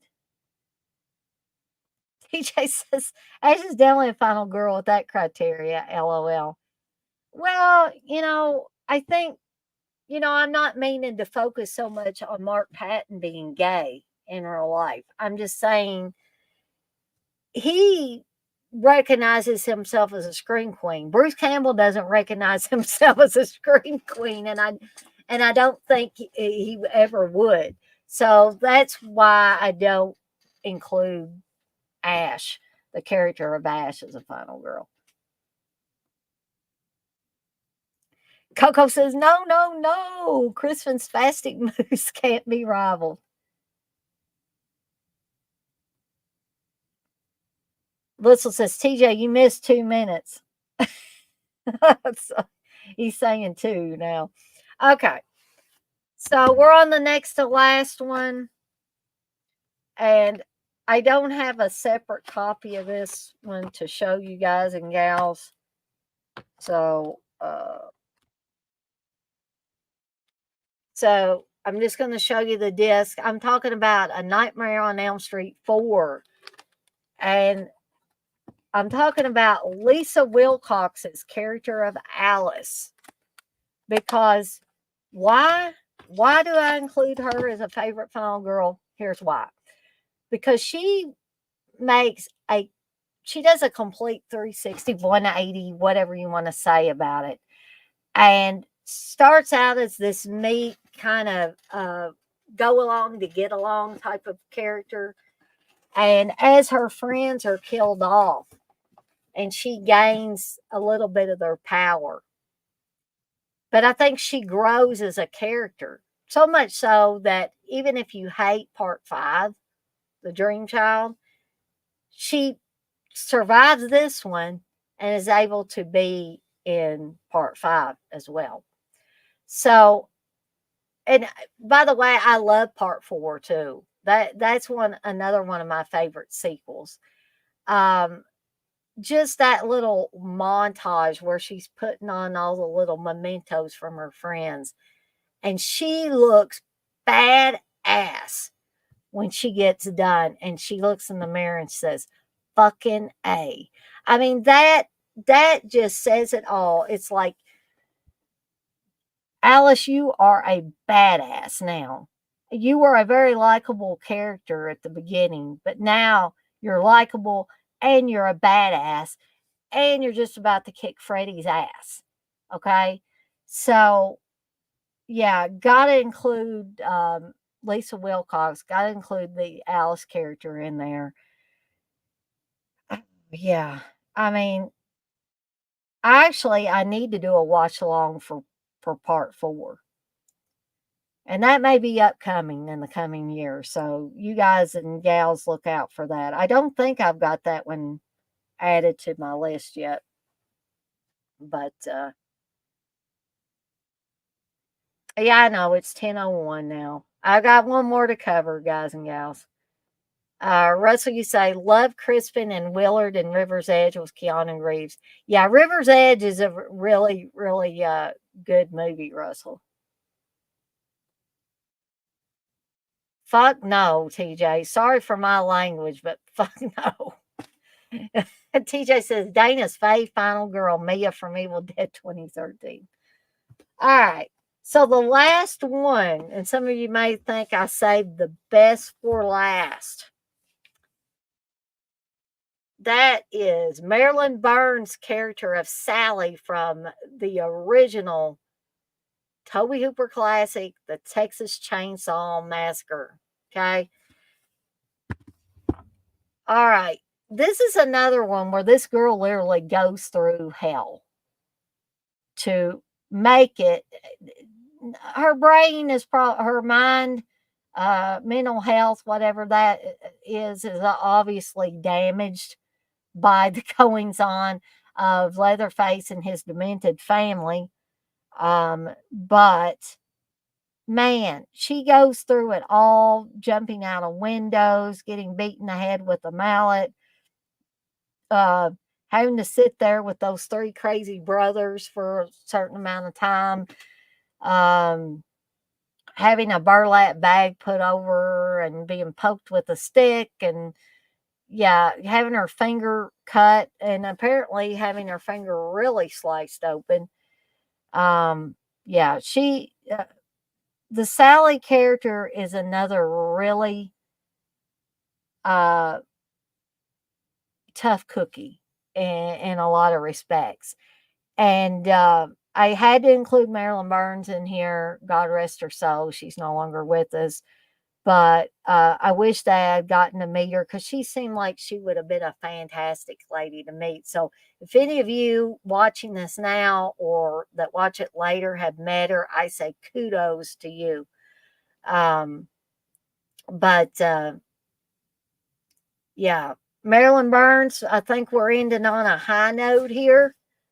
I'm just about to get the hell out of Dodge here for the night, but I want to thank everybody that came out for my first official episode of Seductive Poison The Resurgence. I hate that nobody joined me live on the stream, but that's okay. Hopefully, there will be many more of these shows and many more opportunities for people to come on live on the stream if they would like.